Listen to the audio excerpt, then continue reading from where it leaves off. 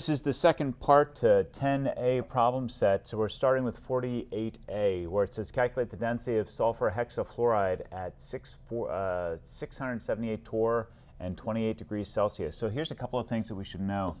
This all derives, there we go. This all derives from PV equals nRT. I'm not going to go through the whole derision here because that's going to take a lot of extra time that we don't really need to have.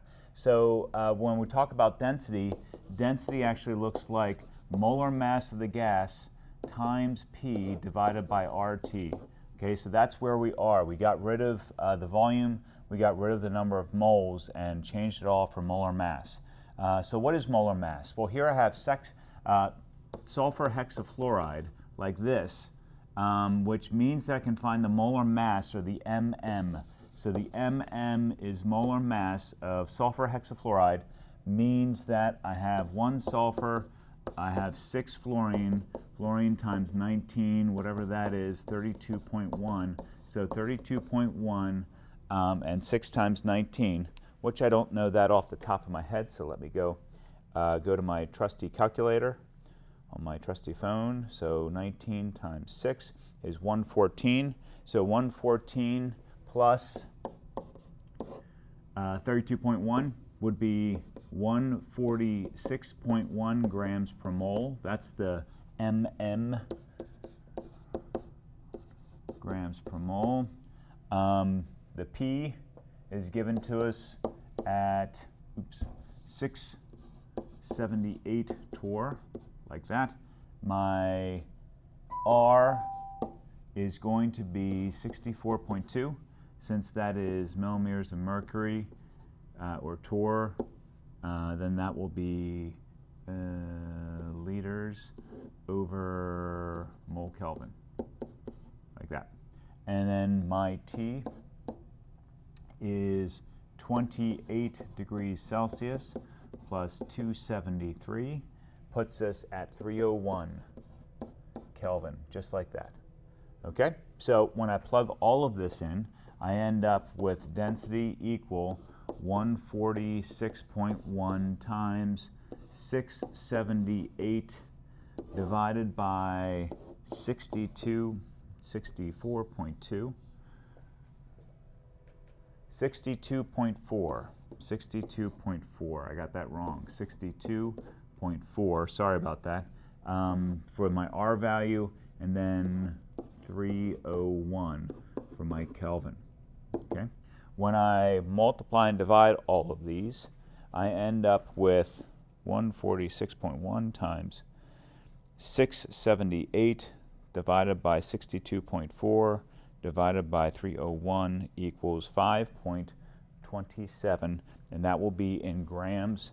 5.27, and that will be in grams per liter.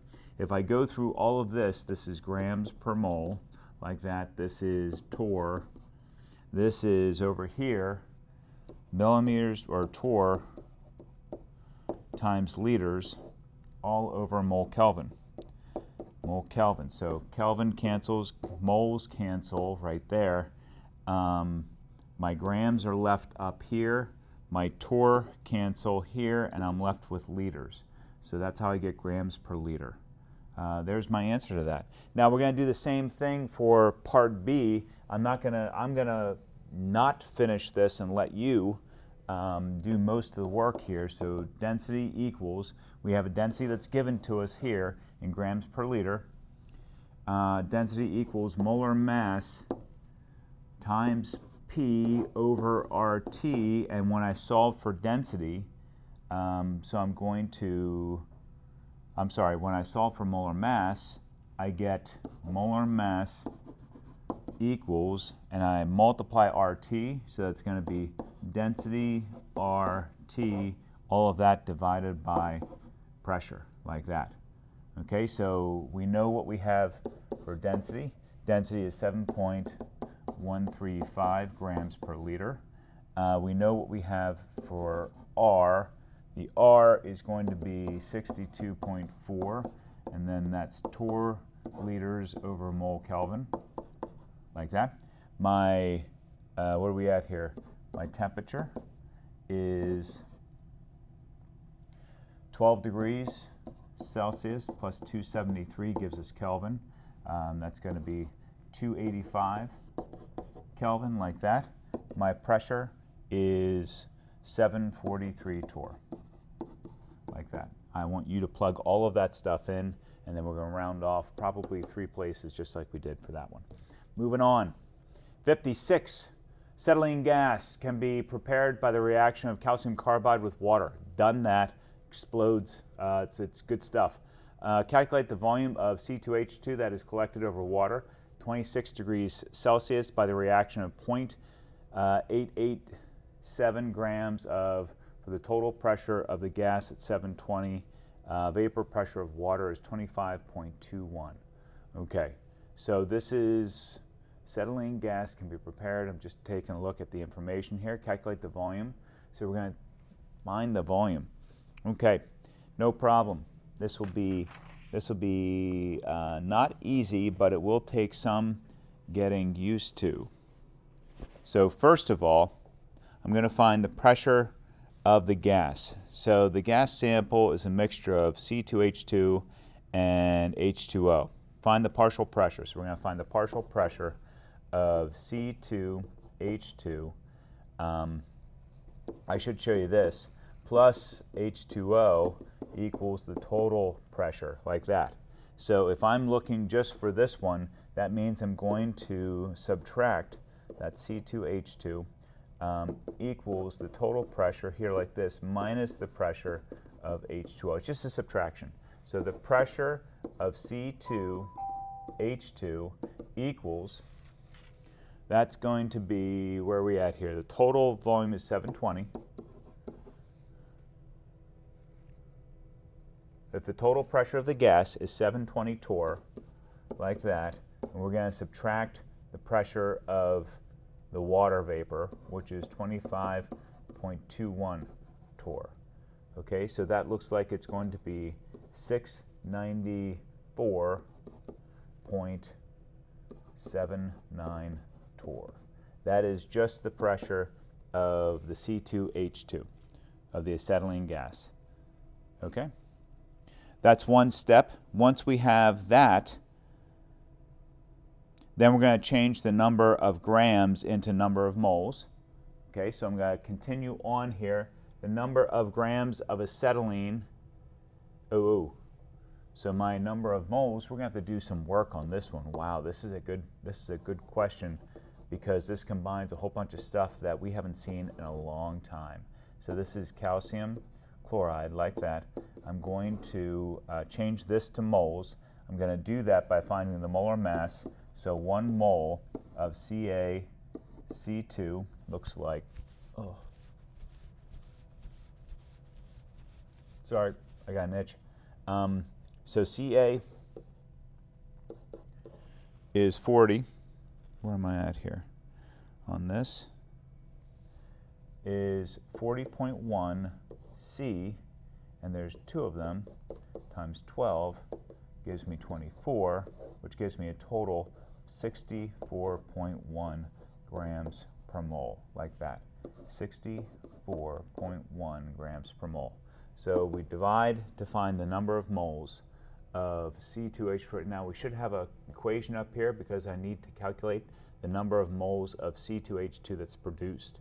And I do. I have that right there, and it looks like it's a 1-to-1 ratio. So whatever number of moles of CaC2 I get, I'm going to multiply by 0.887 divided by 64.1 equals 0.0138.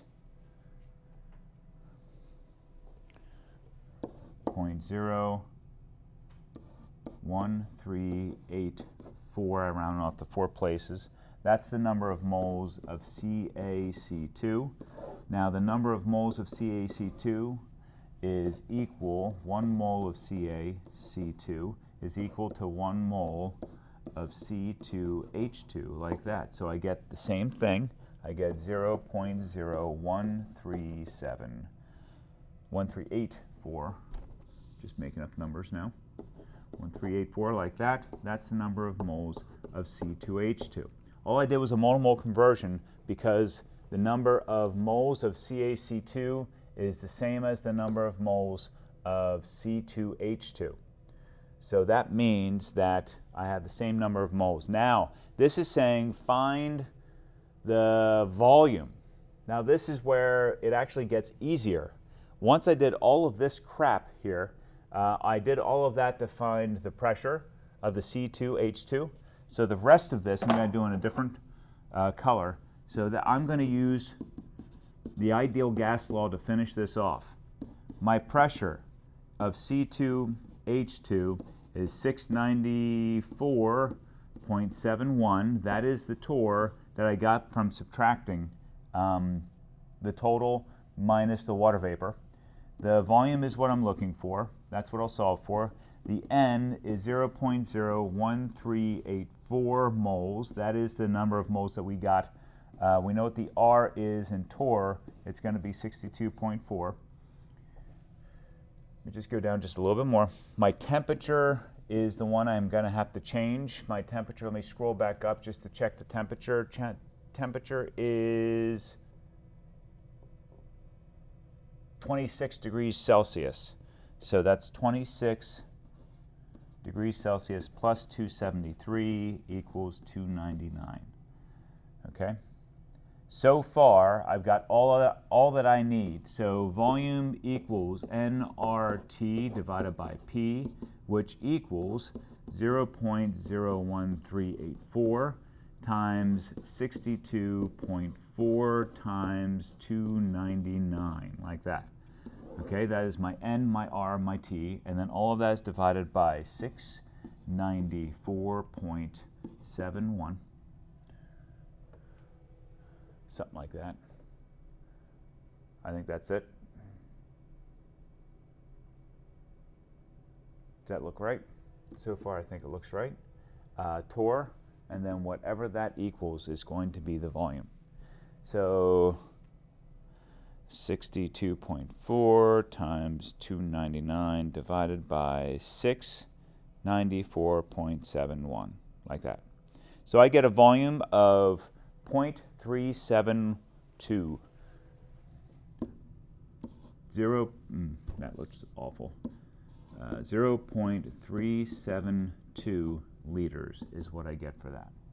And that would be, yeah, there we go. That's the volume of gas that we got from that reaction. Wow, that was a lot. Okay, I think that's it for, yep, that's it. Good. So, enjoy that calculation. Yikes.